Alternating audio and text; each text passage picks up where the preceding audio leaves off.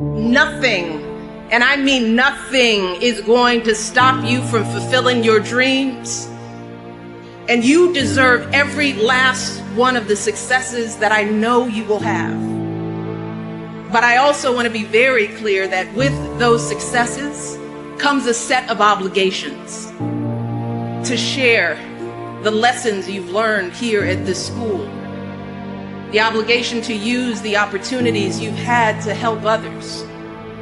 That means raising your hand when you get a seat in that board meeting and asking the question, well, whose voices aren't being heard here? What ideas are we missing? It means adding your voice to our national conversation, speaking out for our most cherished values of liberty, opportunity, inclusion, and respect, the values that you've been living here at this school. It means reaching back to help young people who've been left out and left behind, helping them prepare for college, helping them pay for college. So I want you all to go out there, be great, build great lives for yourself, enjoy the liberties that you have in this great country, pursue your own version of happiness, and please always do your part to help others do the same.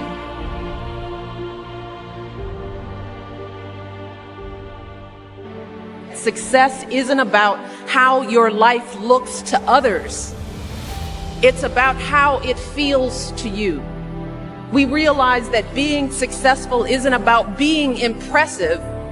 It's about being inspired. And that's what it means to be your true self. It means looking inside yourself and being honest about what you truly enjoy doing, because graduates, I can promise you that you will never be happy plodding through someone else's idea of success. Success is only meaningful and enjoyable if it feels like your own. In the end, people can only define you if you let them. In the end, it's up to each of us to define ourselves. It's up to each of us to invent our own future with the choices we make and the actions we take.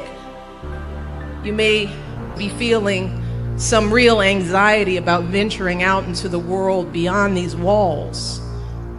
And I'm not gonna lie to you, for many of you, this is gonna be a pretty big transition. In fact, I think Dr. Martin Luther King described it well in his commencement address in '65 when he declared, quote, "Today you bid farewell to the safe security of the academic environment.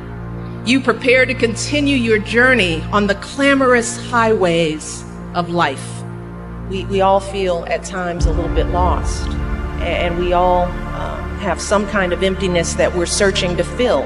And often it is only through serving others that we find what's been missing in our own lives. And like so many of you, through service, I was able to find what I needed and carve a path for my life that truly felt like my own.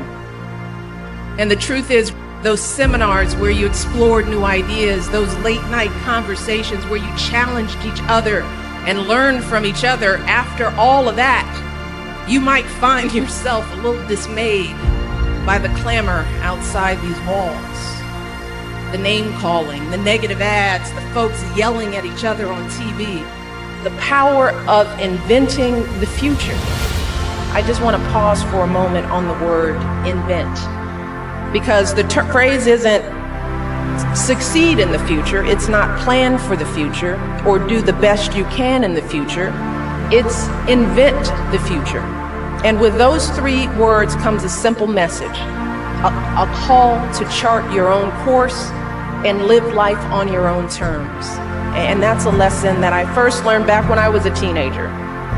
And some of you may have grown up like I did in neighborhoods where kids very few of them had the chance to go to college, where being teased for doing well in school was just a fact of life, where well-meaning but misguided folks questioned whether a girl with my background could get into the kinds of colleges I dreamed of attending. I worked hard and I did my best to tune out those voices of doubt, including the ones inside my own head. And eventually I was accepted to Princeton, and I got that education that my dad had always dreamed of.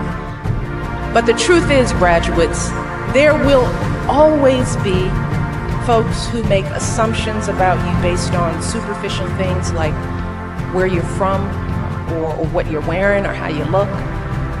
There will always be folks who judge you based on just one thing that you say or do, folks who define you based on one isolated incident.